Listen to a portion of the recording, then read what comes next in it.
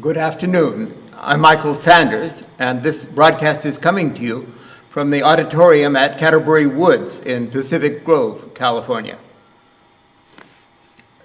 This afternoon, I'd like to play for you a program of European piano compositions from the 19th century.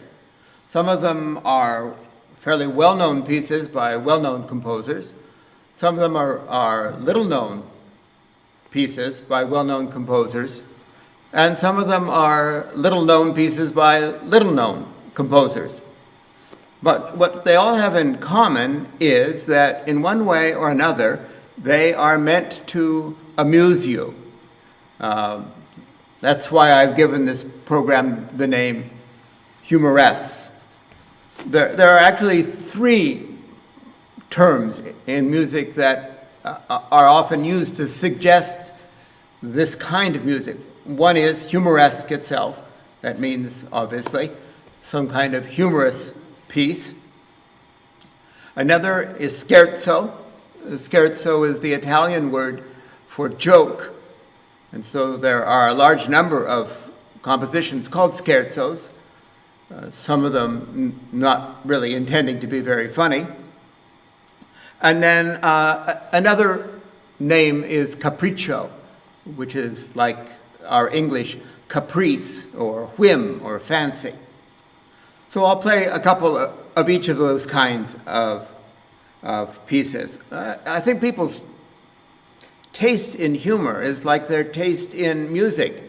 Nobody has quite the same sense of humor, and so I doubt that anybody will find this an afternoon of thigh slapping and belly laughs. But I think some of the music, I hope, will give pleasure, and maybe there'll be some amusing moments in that.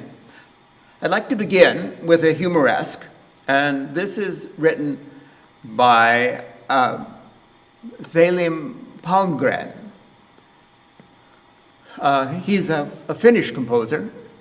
He was called sometimes the Finnish Chopin.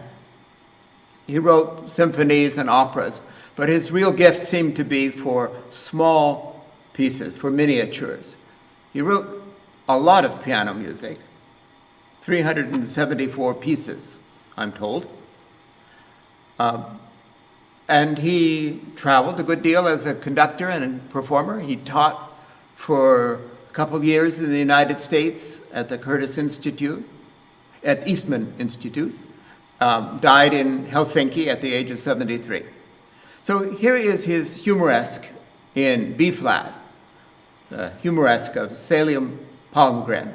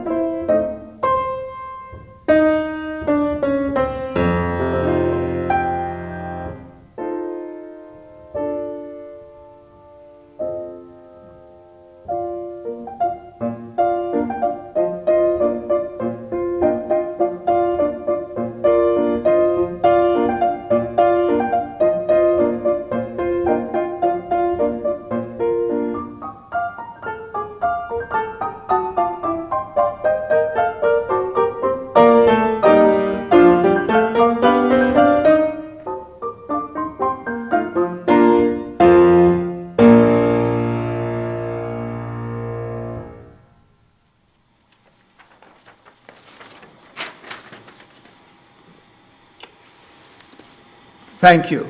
The next work is by Robert Schumann. Comes from his third piano sonata. The piano sonata was dedicated to Moscheles, and Schumann wrote to him a comment in a letter. He said, "What crazy inspirations one can have." This particular crazy inspiration was a 5-movement sonata, very unusual. Most piano sonatas are 2 or 3 movements. There are several, especially early Beethoven, that have 4 movements. This has 5, and 2 of them are scherzos, which, as I mentioned, means literally joke. Towards the end of the classical period, beginning of the Romantic period, the minuet, which had been such an important part of symphonies and string quartets and sonatas, gave way to the scherzo, which is like a minuet, but usually much faster.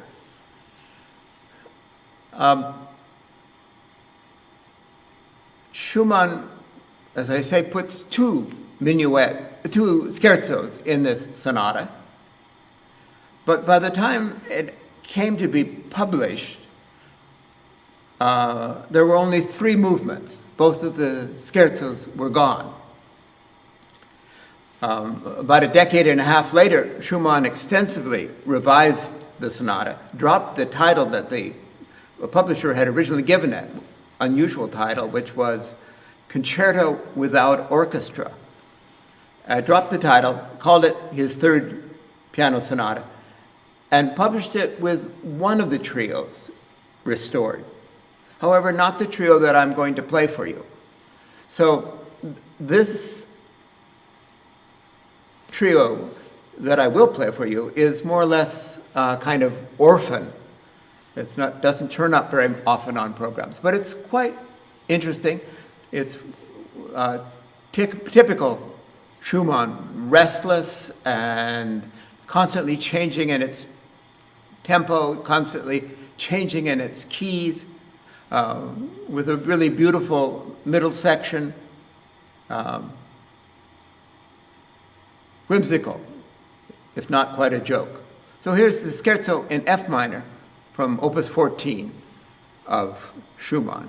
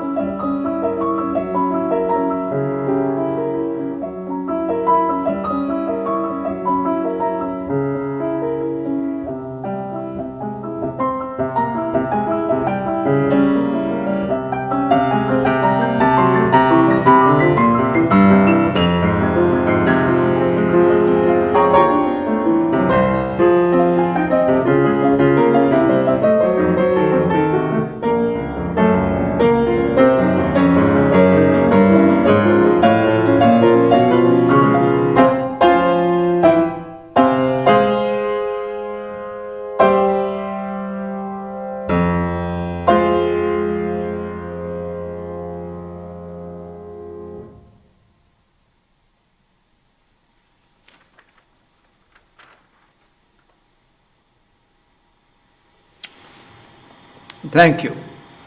Now I would like to play a work of Beethoven that was discovered among his papers after his death.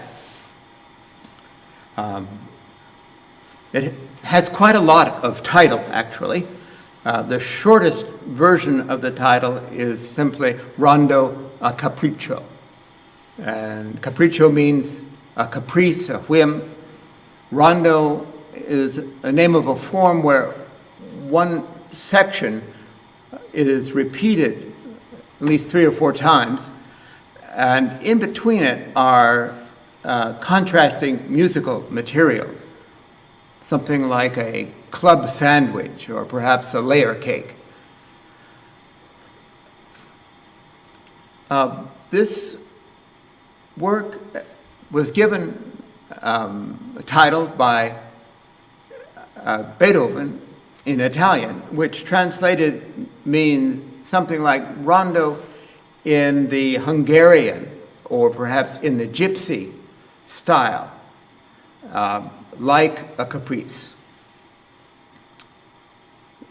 Beethoven seems to have invented his own Italian word that doesn't exist otherwise in classical Italian, a kind of combination of the words for Hungarian and gypsy. But the interesting thing is that there is another title on this manuscript, written in another hand, probably by a kind of hanger-on in the Beethoven community named Anton Schindler.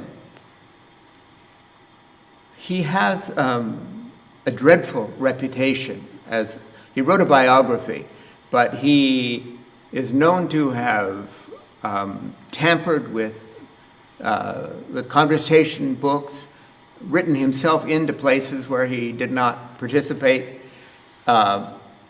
He has invented details. He destroyed manuscripts. Not a very honest person, but the title that he's written on this manuscript says, "Rage over a lost penny, vented in a caprice." Rage over a lost penny, vented in a caprice. Well, nobody knows whether that's what Beethoven might have told him at some point, or it's something that Schindler invented out of whole cloth. Nobody knows, but it's such a wonderful story, and it seems in some ways so plausible. You can visualize Beethoven misplacing some money in his very disorderly household, raging, shouting at the poor servants, looking all over, and then finally sitting down at his harpsichord or piano and expressing it, letting it all go in a piece of music. Anyway, that story has appealed to so many people. This piece is usually known as Rage Over a Lost Penny, and I think probably as a consequence played faster maybe than Beethoven intended. In any case, here is the Rondo a Capriccioso, the Rondo in G major, opus 129 of Beethoven.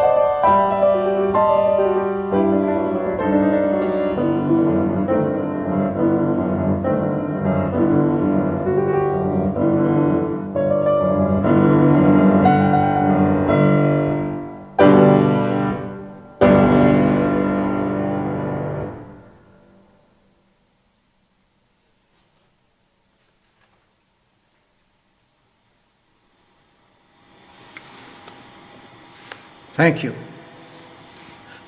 The next work is by Zdeněk Fibič, a Czech composer, about the same time as Dvorak. If he's known to pianists and music lovers outside of Czechoslovakia today, he's mostly known by a collection of more than 400 piano pieces. Towards the end of his life, he was infatuated with a piano student of his and wrote these pieces as kind of a diary of his emotional ups and downs. He called it Moods, Impressions, and Reminiscences. But the work that I'd like to play for you today comes from much earlier in his career. It's his Opus 4, number 1. It's a scherzo. We know that means joke. It's a scherzo in E-flat major, and he marks it molto vivace, con umore, very lively and with humor. So here is a scherzo by Fibič.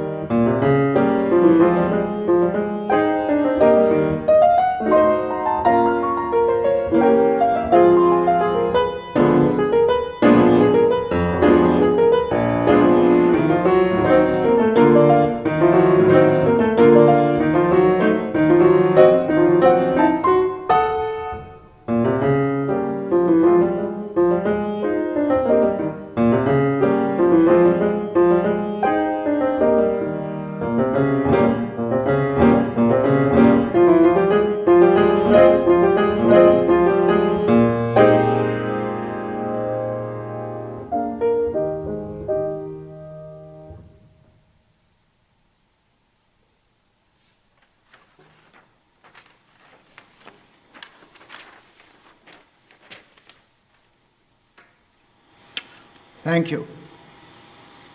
Next work is by Tchaikovsky. Some of his contemporaries have recorded that Tchaikovsky was a good enough pianist to have made his career not as a composer but as a performer. But that interested him very little. He wrote a great deal of piano music, including a magnificent piano concerto and two others that are not quite so magnificent, and some chamber music, and quite a lot of music that was meant for talented amateurs to play. He published it, and people bought it, and it was a source of welcome income for him, but it was not where his heart lay.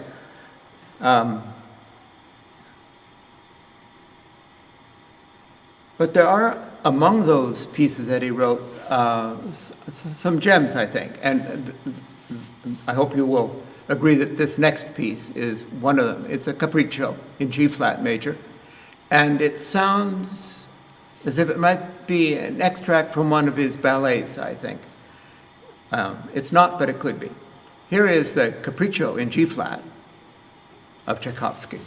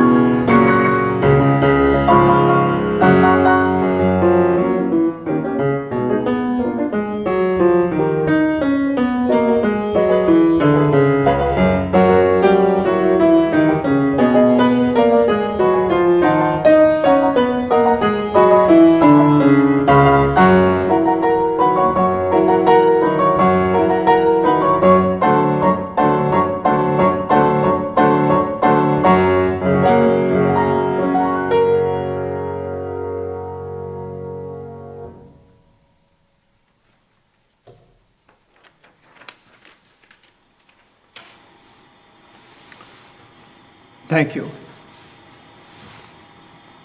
Now, a work by Chopin. Chopin wrote 4 scherzos over the course of his lifetime. And Robert Schumann, reviewing one of these works, said this: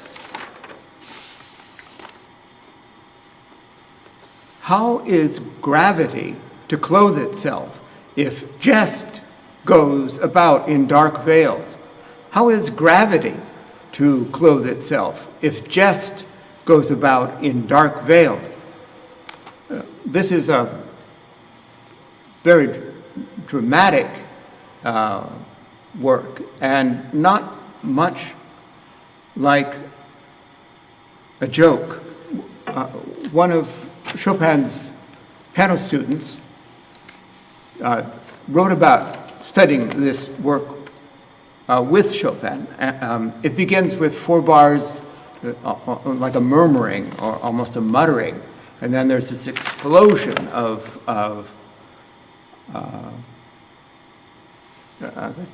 tragic statement. He says that it's a question and an answer, and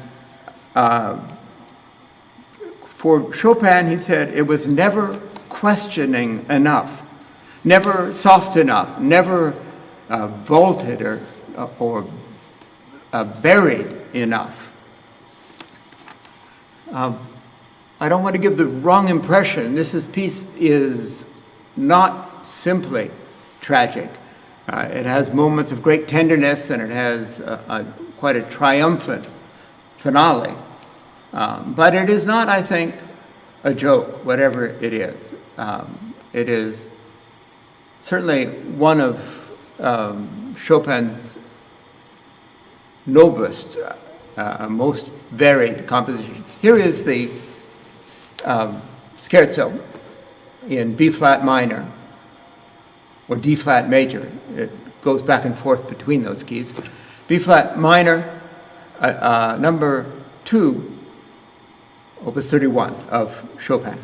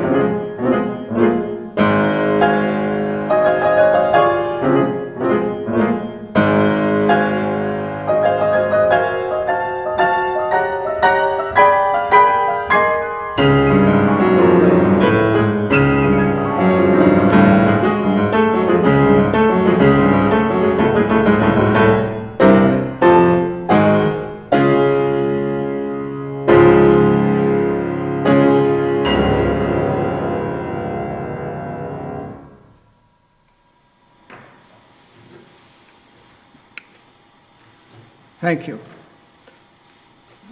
I want to thank you for joining me. I want to thank Keith Chase for his time spent in preparing for these concerts and for his processing of the recordings and making them available to Blanca Diaz and Jovan Snare, who actually put them on our campus television.